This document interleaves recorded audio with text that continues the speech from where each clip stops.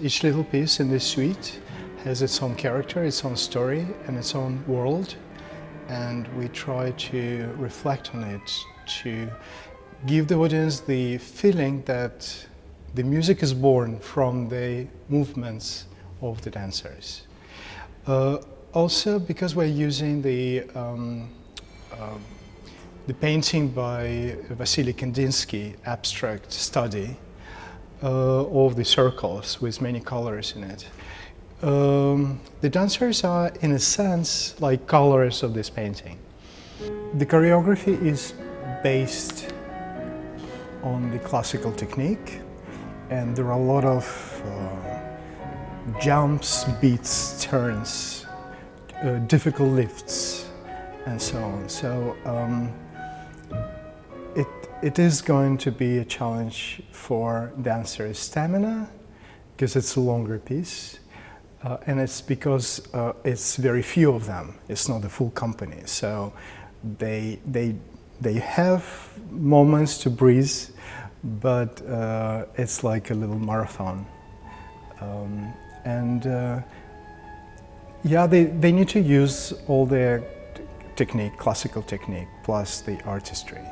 Because for me it's important that we see their personalities. Each of them is different.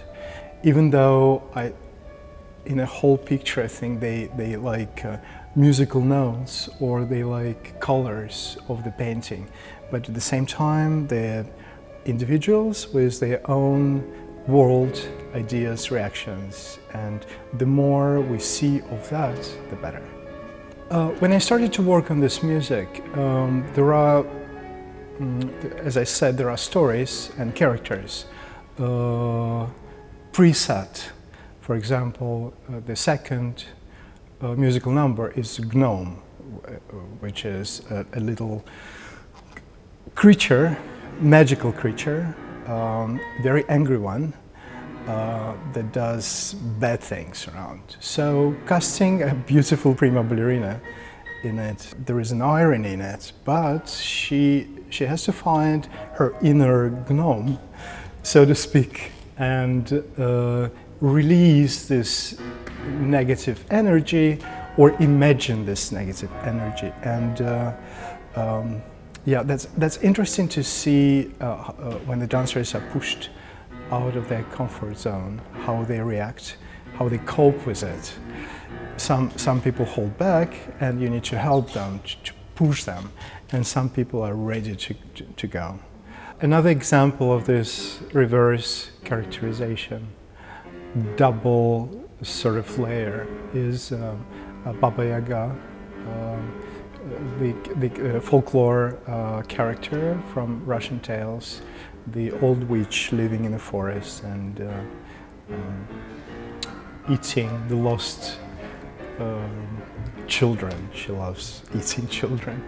So it's done by a man in the ballet, and he needs to find his inner witch. And he's hunting the ladies, we see that.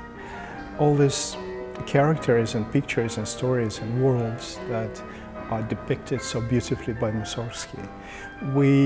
It's not like we're translating it, I try to give the dancers an experience to live within these images and worlds.